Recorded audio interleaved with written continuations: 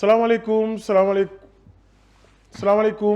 chers internautes salaamaaleykum yéen ñi safoo programme Seneweb TV seneweb.com ñi nga am mbégte kontaan teew fi comme ni ñu fiy teew saa su nekk pour vous présenter le made in Sénégal dans le domaine du football. Vacances la ñu nekk doomu Sénégal yi nga xam ne dem nañu représenter ji fièrement le drapeau du Sénégal à travers le football dans leur club respectif. bu ñu defee nag ay saison ba pare dañuy ñëw Sénégal nag ñu jàngat seen saison et mettre de la lumière sur eux et c'est dans cette optique que tey ñu recevoir un milieu défensif milieu offensif milieu axial un jeune très talentueux très discipliné avec un mental fort qui a vraiment marqué cette saison équipe bu bii di Pau FC passé par Guédiawaye FC par Saint-Étienne il a marqué même un doublé en Coupe de France. Il a marqué son premier but en championnat contre l'AS Saint-Étienne tey Cheikh Fall la ñuy dalal fii suñu plateau fas yéene waxtaan ak moom déjà Cheikh maa lay nuyu. waaw Pa Omar waaw ñu ngi lay fay nuyu téléspectateurs yi di jaajëfal ci invitation yi waaw di la jaajëfal aussi lu bëree vraiment. mais Cheikh. Cheikh relax soo de Cheikh relax. c'est maa ngi relax ndekki woo. non ndekki nañ. c'est loolu ndekki Cheikh. tey dóor naa omelette. mu foogoon nañu ne pour du lekk ay pain omelette nambe yooyu dañ koy dóor de dóor naa omelette de. waaw. mais par exemple yéen seen alimentation balaa ngeen dem ak boo leen ñëwee nii alimentation yi doon benn de. non du doon benn moom vraiment. vraiment waaw alimentation. ay lan nga bëggoon mais instant yi nii moom dañ la ko tere. dama koy wàññi. waaw comme fii rek doy di lekk mburoog ton yeeg nambe yooyu noonu. waaw yooyu. pour du lekk mburoog nambe. yooyu fee doo sax gis. pour du lekk mburoog nambe. non da koy lewee. mais yéen ay salade doo ko gis loolay problème bi. mais kon boo ñëwee fii da ngeen ci sàcc quoi jëm see profité. waaw profité sàcc tuuti. waaw après soo demee fee recommencé waat. waaw recommencé waat entraîné daal. waaw entraînement beeg lekk yi fële. macha allah avant ñuy dugg si waxtaan bi carrément. nooy passé say vacances. waaw samay vacances man moom vraiment comme ba ma fi nekkee rek nekk ak copains yi famille bi.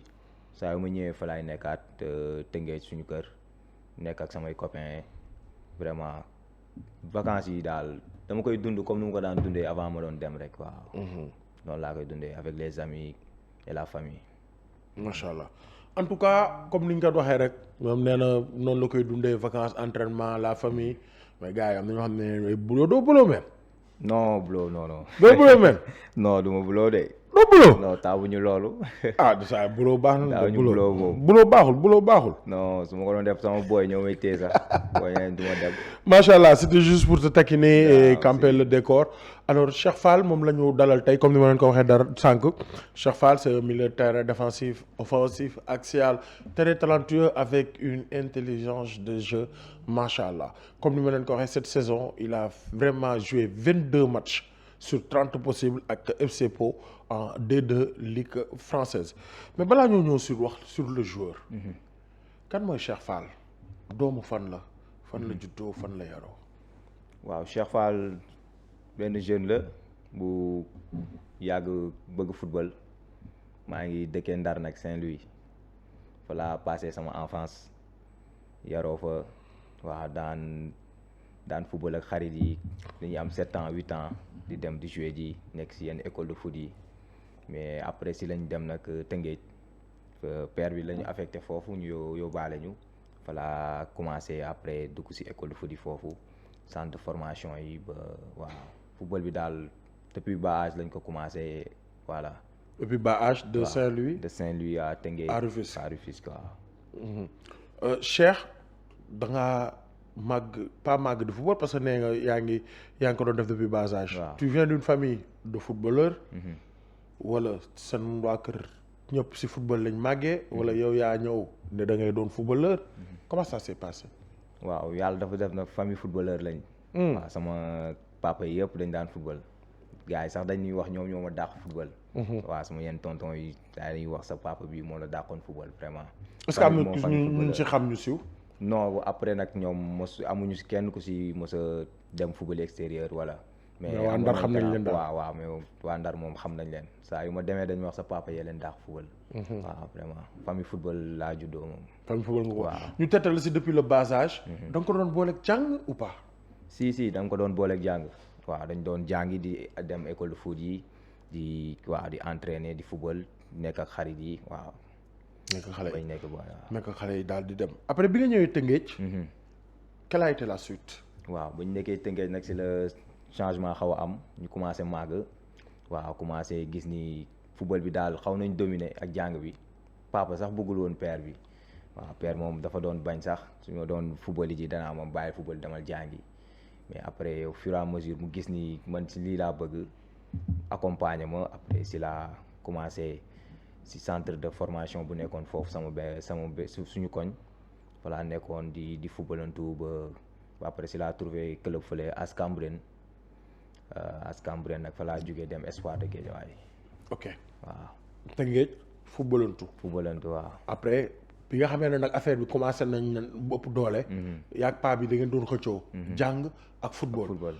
difficile woon na. difficile woon na trop parce que comme famille Sénégal moom waajur moom jàng bi la ñuy gën a opté que football bi. football bi dañ doon wax ay deuxième temps lay ñëw mais après buñ gisee ni bëgg nga ko gars yi di wax di leen woo naan ko sa doom ji bëgg na football bi soo ko jàppalee war na si mën a am dara après mu accepté bàyyi ñu accompagner ñu voilà. ok léegi bi mu lay bàyyi pour nga dem football ji c'était facile c'était difficile c'était comment. waaw ba may bàyyi difficile na trop parce que moom bëggul woon ma football kase bàyyi jàng bi. mais après dama ko ñëw ñu toog waxtaan ma ni ko su ma sañoon da nga may bàyyi ma concentré wu si football bi benn année bi nga xool ba xam yàlla dina si def dara wala après ñu xool après nag si la ma bàyyi nag déglu ma bàyyi ma si la dem Cambérène sama benn grand waxoon ma affaire championnat mosuma compétir c'était la première fois. si la dem Cambérène commencé compétir club bu ñu naan Ascaz. waaw fa laa ko débuté championnat cadet ak junior. après foofu la ma Espoir gisee président Espoir de Guédiawaye gis la. waaw nga nekk Espoir de Guédiawaye. et actuellement nag affaire yi ça commence à prendre forme. waaw président Espoir gis ma contacté ma saison ba ma terminé Ascaz si la ma contacté wax may projet Espoir am yooyu noonu si la waxtaan ak sama papa aussi mu waxtaan ak moom père accepté si la dem Espoir de Guédiawaye. Espoir de Guédiawaye ñaata nga fa def. Espoir def naa fa 2 ans troisième année bi si la dem. Saint-Étienne. troisième année nga dem Saint-Étienne et je rappelle que Espoir de Guédiawaye dafa amoon benn collaboration ak Saint-Étienne et si nga profito dem Saint-Étienne def ay tests mu concluant. waaw nan la comment ça s'est déroulé nu mu demee. waaw si dem Saint-Étienne bi dafa benn match partenariat bi ñu doon signé dañ doon jouer contre GFC Ligue 1. si biir match amical boobu amoon benn tubaab bu nekkoon fële Saint-Étienne bu représenté woon waa Saint-Étienne ñëwoon assister match bi après si match boobu daal ba mu jàllee si la mu président bi woo ni ma ki fi newoon gis nañ la dañ bëggoon nga dem Saint-Étienne defi essai 2 semaines après voilà noonu laa demee après match bi. c'était comment essai yi. waaw essai yi 2 semaines la woon ma doon def essai ak réserve bi ba ma eggee waaw début bi noonu ba may ñëw seddoon na trop waaw mu ngi seddoon maa ñëw fekk muy neige waaw voilà xawoon na compliqué tuuti avant may adapté wu. mais 2 jours 3 jours ma nekk ci entraînement yi voilà après ma terminé test yi 2 semaines delluwaat retourné waat Sénégal si nañu woo président bi ni ko vraiment li ñu doon wër yëpp gis nañ ko ci man après dinañ ma contacter pour saison bi ubbee ma dellu ci waat ak ñoom. saison wu ubbi. nga dellu Saint-Étienne. bi nga ko annoncé sa papa ne ko je vais signer mon premier contrat professionnel à la Saint-Étienne nan la réagir.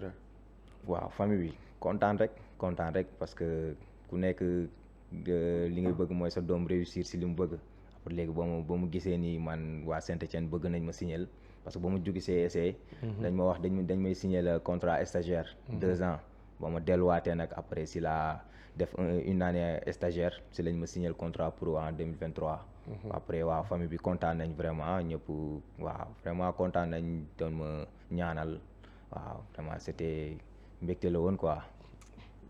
jóge ci rêve nekk ci réalité. nga signé sa premier contrat professionnel à Classe Saint-Étienne en 2023. 2024 saison boobu nga dund ko ak Saint-Étienne. C'était comment. waaw première année bi waaw mun naa ni xawoon na compliqué tuuti parce que ba mu signé noonu ce contrat pro bi après dafa am benn blessure benn ndogal bu ma dal. blessure bi xaw ma éloigné tuuti noonu ci terrain bi après waaw mu nekk loo xamante ni dama siy jàngaat sax daf ma jàngalaat lu bëri si milieu football bi. forger ma mentalement yooyu gën na ma forger quoi si blessure bi. pour ba mu si jógee nag si la commencé waat di retrouver waat sama forme mu nekkaat ak équipe bi di bokk ak entraînement ak professionnel bi waaw doon am ay groupe Ligue 2 yooyu noonu waaw. yaa ngi naan sa blessure yi da la yokk mentalement. c'est-à-dire moment difficile yooyu noonu nan la yokkee mentalement nan la rendre beaucoup plus fort. ba defar sa mental. parce que bon de blessure bu amee ñu si bëri dañ si douter. mais aussi lan nga reposé wu woon ba gën a defaraat sa mental. waaw man dama nekk koo xamante ne lu ma dal rek dama naan dogal yàlla la lu gën la donc ba mu blessé noonu takk après dama sant yàlla metti bi mooy maanaam éloigné nga famille bi yaa ngi noonu doon benn jeune joueur ba pare maa ngi logé woon centre de formation bi. après waaw voilà da ngay gis gars yi di entraîner chaque jour yow doo mën entraîner ngay seetaan di wàcc di def say soins di yéegaat ci kaw voilà après yooyu ma doon gis di gis gars yi di entraîner si la gën a jàngaat lu bëri xam ni milieu football bi foog nga pare aussi mental. parce que loolu yëpp ay parcours yoo xamante ni da lay jàngal ni waaw footballeur moom foog nga xaar yu bëri comme ay blessures yooyu noonu te pour loolu su ñëwee nga mën ko accepter foog nga pare mental du coup jàng naa si lu bëri waaw voilà après ba ma wéree ñëwaat ba retrouver waat sama forme sant yàlla waaw. macha allah alors nga def sa saison ak Saint-Étienne. deuxième saison bi nu mu demee. waaw après ma continuer saison bi ak réserve bi daan am yenn groupe ak équipe A bi aussi temps yi ñu ngi woon Ligue 1 tamit. ma monté woon nañ Ligue 1 daan naa am groupe Ligue 1. mais parce que ma woon am chance su jouer match. du coup maa ngi doon participer si groupe bi ba saison après si la waaw voilà si la ñu waxtaan ak sama agent ñu waxtaan si la ñu trouver solution ak Saint-Étienne parce que il me restait une année de contrat. après si la ñu waxtaan xool nu ñu xool pour ma mën a am temps de jeu. après si lañ trouvé accord si la dem Pau FC. nga am accord dem Pau FC cette saison. waaw cette saison Cheikh ak Pau FC nga marqué ce premier but. en carrière pro ak équipe bii nga xam ne moom mooy contre Saint-Étienne. déjà ce premier match.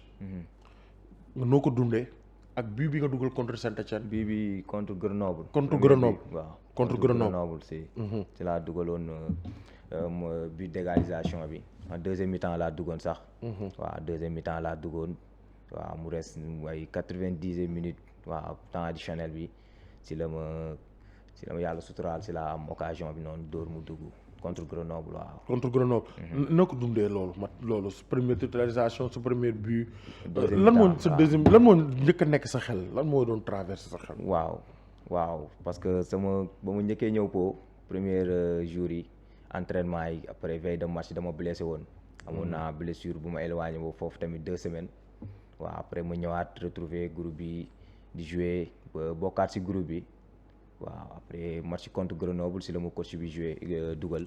mu nekk loo xamante ni waaw du ma ko fàtte parce que première bi en pro day resté si bopp yi day resté si tête bi après vraiment ba ma yàlla dogalee ba ma dugal foofu waaw ma sant yàlla quoi ma sant yàlla. parce que après damay xalaat ni am na fu ma jaaroon am na lu ma daloon si ginnaaw donc dama naan waaw sacrifice yu ma jotoon a def yu ma motivation yu ma amoon ba retrouver waat forme bi loolu la ma yàlla fayee rek ba ma dugal. ba nga dugal gis nañ tamit ne def nga benn doublé en coupe de France coupe de France cette année maanaam année bi. donc mooy année bi nga am temps de jeu. joué nga 22 matchs sur 30 possibles. am 4 buts def benn passe décisive si milieu défensif. mais li ñu si gën a remarqué mooy sa liggéey gi nga daan liggéey coono gi nga daan coono si moo commencé fay. si terrain bi. yow ban njàngat nga si am ak ban ressenti nga si am. waaw ressenti si ku jugee si ay blessures. ay tolof yu bëri léegi ren nag suñu borom suturaal ko. liggéey bi mu daan liggéey mi ngi commencé fay. waaw si comme li wax rek si blessure bi mën naa ni si laa jàngee lu bëri si laa gën a forgé wu ba ñëwaat retrouver waat amaat benn mentalité bi ni dama war a dem fu sore parce que dama naan blessure bi xaw na ma ralenti donc il faut que ma relever wu te day laaj liggéeyaat concentré wu waat waaw. être professionnel respecter sa temps d'entraînement temps de repos ba retrouver waat forme bi mais après lépp tamit ci terrain bi la am na ku nekk li la yàlla defal léegi yow yaa koy wane après voilà ñu wane suñu bopp si terrain bi yàlla suturaal ñu waaw saison bi ñu dugal Coupe de France championnat waaw. baax na ressentir bu baax quoi. loolu am na solo. ñu taxawaat encore si sa saison ren parce que li ma si gën a marqué mooy sa mentalité ñu bëri dañ koy alloué muy sa coach. muy say coéquipier dañu naan Cheikh il a une mentalité top. loolu sax moo taxoon nga doon takk capitaine. bi nga nekkee réserve Saint-Étienne.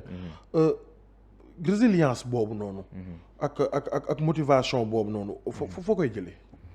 waaw dama naan maanaam ku nekk xam na fi mu jógee. waaw su ma xoolee sama gannaaw xool Sénégal fi ma jógee ñaata jeune fi nekk yu bëgg doon professionnel yu ma fi bàyyi samay xarit ñëpp léegi ma yàlla suturaal ma ba ma dem ba fële donc du ma def lu dul motiver wu gën a liggéey gën a góorgóorlu parce que affaire yi moom lépp liggéey la quoi. waaw comme li ñuy wax soo liggéeyee rek da ngay fayeeku donc man foofu laa ko teg xam lu nekk sama ginnaaw rek après voilà su may nekkee entraînement joxe le maximum terrain aussi waaw loolu moo may motiver quoi. moo lay motiver mais yow yaa ngi naan terrain bi ak liggéey. yow dañ la former comme milieu créatif maanaam 10. numéro 10 ailier. ailier ak 10. mais léegi Cheikh day jouer 6. 6 waaw. Cheikh bu ñu defee sax défense à 3 day nekk à l'aise. Cheikh bu ñu ko joué loo 8 da si nekk à l'aise. maanaam fan nga jëlee loo mottalikoo. si pour mën a nekk à l'aise si poste yu bëri yooyu parce que sa polyvalence. bokk na si li lay dimbali si sa kii maanaam bokk na si li lay dimbali si sa palette technique. waaw maanaam sa point fort yooyu noonu. ak registre yi. ban nga si gën a nekk à l'aise ak fooy jëlee ressources yooyu. waaw ressources yi mun na démarrer tout jeune quand ba may nekk jeune di jouer ak copains yi. parfois non mais man fi may waxee mooy waaw vas-y. parfois daanaa jóge ailier ni gars yi tey défense laa joué jóge défense ni tey damay joué 9 waaw mun naa ni loolu gën nañ jàppale sax ba niveau bi ñu egsi nii ñu xaw a am yenn facilité di jouer yenn postes yi parce que tàmmoon naa ko def temps booy. et après voilà entraînement aussi des fois coach bi xaw a manqué équipe bi xaw a am ay blessé yooyu mu bëgg nga dépanner nga voilà nga gérer ko. après mun naa ni looloo gën a tax sax ma mën maîtriser yenn postes yi. parce que ay entraînement des fois mun naa dépanner benn poste jouer ko waaw. voilà waaw mais Cheikh dafa mel ni bu toogee banc. du day toog banc. di seetaan match dafa mel ni da ngay toog banc parce que li gars yi di loué lu bëri mooy chaque fois quand il rentre sur le terrain il règle un problème. lan mooy sa attitude boo toogee si banc de touche. waaw man su ma toogee si banc de touche bi waaw su ma toogee si banc de touche bi comme si maa ngi si terrain bi waaw su ma toogee si banc de touche bi maa ngi étudier match bi. parce que à tout moment mun nga dugg su ma toogee si banc bi du ma sax xalaat ni deuxième mi-temps laay dugg dama naan peut-être 10 minutes de jeu blessé mun na am wala xam nga lenn coach mun na changer tactique nga jouer donc coup de sifflet arbitre rek damay participer ak comme 22 hommes yu nekk si terrain yi jàng match bi xool équipe adverse bi milieu terrain bi comme milieu laay jouer jàng xool jeu ku nekk ni muy jouer si digg bi xam soo duggee day faciliter après travail bi quoi. waaw su ma toogee si banc moom damay jàng match. soo toogee si banc da ngay di gën a développer sa aspect tactique bi. di xool tactiquement Cheikh dafa mel ni day doon joueur la mais en même temps coach la quoi. waaw mun naa ni dans l'avenir loolu laa bëgg doon moom. waaw parce que intelligence tactique bi ni ngay wax ni mooy. waaw tu t'imprègnes à fond si li nga xam ne moom mooy. football bi. waaw si dans l'avenir maa ngi naan su ma yàlla suturaale ma dem bay tekki daal di doon coach xam naa peut-être loolu la. Cheikh ñu formé ko Espoir de Guédiawaye ñu formé ko si comme ni nga waxee Cambérène dem Saint-Étienne ba. Cheikh tamit bëgg naa ñu taxaw si adaptation. gars yi dañ naan fee bitim réew amul entraînement yi fii la gën a méttee. wala entraînement yi fee la gën a tactiqué. yow sur le plan personnel. entraînement yi nga def maanaam cette année ak Saint-Étienne. lan la yokk si yow. ak gars yi tamit dañuy jàpp ne affaire amul entraînement fii la entraînement yi gën a méttee. waaw gars yi dañul gis rek xam nga ku nekk fi nga ne rek da ngay jàpp li ngay daj mooy gën a métti mais fële voilà dañuy entraîner gars yi dañuy def des fois ay 2 ba 3 séances matin bi mën nga si entraîner ñaari yoon ngoon si nga dem salle yokk doole waaw voilà entraînement yi intense na trop mais après soo tàmmoon fii entraîner soo demee vite fait da ngay adapté wu ak seen rythme looloo ñu gën a dimbali parce que yàggoon nañ liggéey fii Sénégal loo xamante ni suñ ko yóbbee mën nañu bokk ak ñoom rythme looloo ñuy jàppale si adaptation bi quoi. Il s'appelle Cheikh Fall. Il joue en milieu défensif, milieu offensif, box to box, milieu axial, capable d'évoluer dans une défense à 3. Cette saison, def na performance yu am solo fële sa Pau FC, 22 matchs sur 30 possibles, 4 titularisations ak 4 titularisations, 4 buts autant du moins sur 22 titularisations. Mu dugal 4 buts def benn passe décisif mu def ay performances yu tax ñu war a gën a bàyyi xel doomu Sénégal bii di Cheikh Fall. Cheikh, sur le plan personnel. ku def ay performance ak ay statistiques. xel bi dina nekk ci sélection sénégalaise. waaw bien sûr yow en tant que U23. lan mooy say ambition personnelle ci année yi di ñëw. waaw année yi ñëw waaw comme li nga wax rek tout joueur bu nekk moom lu muy ñaan mooy di représenter dëkkam sol porter maillot national am waaw instant yi moom ambition yi mooy pourquoi pas Jeux olympiques yi di ñëw bokk ci groupe yi dugg représenter équipe bi waaw pour l'instant loolu laa gën a fixé wu. waaw. En tout cas tu as des qualités vraiment à faire valoir pour dugg ci li nga xam ne moom mooy la sélection sénégalaise en U23. man des fois sax dama naan personnellement ce serait vraiment dommage que bu ñu jógee coupe du monde bu ñu fexee def benn politique de mettre en place ci li nga xam ne moom mooy coupe une sélection U23 boo xam ne day compétitive parce que dañuy gis ay Burkina Faso ak yeneen pays sous-région yi ay Maroc dañuy am équipe U23 yoo xam ne dañuy dem jouer ji ay tournois U23. peut-être nag dëkk yooyu seen installation yi moo koy permettre ñoom ñu mën a accueillir yeneen sélection U23. mais yaakaar naa Sénégal war na xool nu mu développer cette politique. am équipe nationale U23 très compétitive mooy antichambre équipe nationale. et Cheikh. vraiment def nga ay jaloore yoo xam ne personnellement. say statistiques ak man jot naa lu suivre au niveau de FC Pau mais je pense que am nga palette tactique ak palette technique boo xam ne di nga mën a apporter satisfaction dans les années à venir avec l'équipe nationale du Sénégal en tout cas c'est objectif wax nga ko am équipe nationale U23 Jeux olympiques 2028 yi tamit mi ngi ñëw obsession la wala da ngay liggéey am patience. waaw liggéey la laaj parce que comme saison bee passé moo doon suñu première saison complète en Ligue 2 donc voilà deuxième saison bi dama war a gën a mën a prouver gën a mën a wane sama bopp doon benn titulaire sama équipe et après voilà loolu liggéey moo ma koy may su ma liggéeyee ba am loolu comme naa dina mën a gën a mën a faciliter ay sélection U23 bi wala participer ci olympique yi. participer ci olympique yi def U23. Cette saison tamit dañoo wane nga ci équipe bi muy résilience. maanaam gars yi dañ leen Cheikh dañ ko yónni yàkkamti ko mais puis tout ce leadership. day feeñ ci ce jeu ce leadership day feeñ ci vestiaire bi. même dans le terrain je rappelle que tu as été capitaine. de équipe bi nga xam ne mooy réserve Saint-Étienne. résilience boobu motivation boobu noonu. ak persévérance boobu noonu. waaw. maanaam fan lay jóge. waaw comme lu ma waxoon sànq rek affaire yi moom soo xamee fi nga jógee après voilà da lay gën a motiver fu ñu jógee xa ngay gis say copains say xarit yoo xamante ne bëgg nañu egsi fi nga egsi yi sonn di entraîner chaque jour donc soo demee ba yàlla suturaal la nga génn nekk bitim réew di jouer bon doo def lu dul gën a motiver wu gën a liggéey parce que am na ñu soxla fi nga nekk am na ñu fa soxla nekk. man looloo may gën a motiver ba du ma teggi tànk chaque instant maa ngi liggéey maa ngi xool lu may gën a mën a yokk ci sama physique wala sama talent ba voilà gën a yokk niveau bi quoi moo tax duñu bàyyi moom chaque instant ñu ngi gën a liggéey ñuy motiver wu ñu ngi patienter aussi waaw surtout. boo amoon sa rakk boo xam ne mi ngi gis Cheikh Fall mu nekk joueur professionnel. bëgg a doon professionnel. ban message nga koy adresser. si pour maanaam boo koy conseil ban message nga koy jox ndax dafa war a liggéey.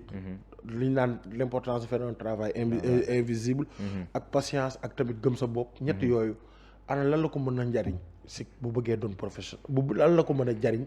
su bëggee doon joueur professionnel. joueur professionnel waaw liggéey rek liggéey patience waaw liggéey invisible bi ngay wax waaw liggéey patienté parce que ku nekk dafa am heure quoi.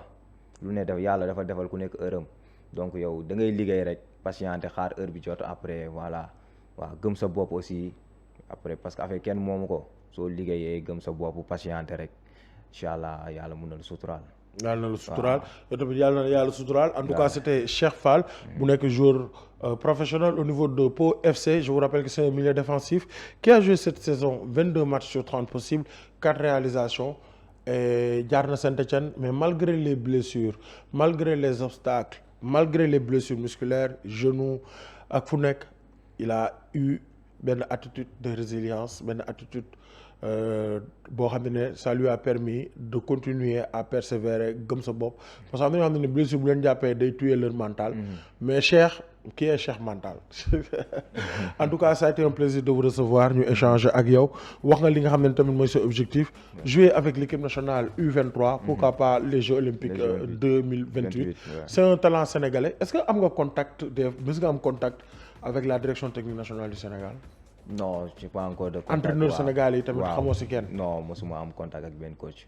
non. ah en tout cas doomu Sénégal nga yaa ngi def ay performances yu am solo. dans en Europe. déwét ñu ngi lay xaar bu baax a baax nga yokku. cere dolli ñeex. pourquoi pas teg capitaine u Pau. en tout cas jërëjëf d'avoir échangé avec toi. boobu bàyyi la boo amee message ak ñoo bëgg a remercier ak ñoo bëgg a nuyu. waaw di la jaajëfal encore. jërëjëf invitation bi di jaajëfal waa Seneweb di jaajëfal téléspectateurs yëpp. waaw vraiment kontaan nañ trop si ñëw fii ci plateau bi parce que daan nañ suivre émission yi aussi. di suivre émission bi passé di jaajëfal sama gars yi ñu ma àndal di remercier famille bi di jaajëfal ñëpp ñoo xam te ñu ngi ñaanal pour ñu gën a avancer. vraiment waaw ñu ngi nuyu ñëpp di sant ñëpp. voilà jërë ngeen jëf ñu ngi ñuy tamit grand Issa Laye bi nga xam ne na sonn trop si coordination bi di ko gërëm di ko sant di leen jox di daje incha allahu rabbi si beneen numéro si talent sénégalais bi yoo xam ne ñëw na fii def ay performances yu am solo en Europe incha allah rabbi dinañ leen wan lépp loo xam ne mooy le made in du football sénégalais jërë ngeen jëf di ngeen jox di daje si beneen numéro.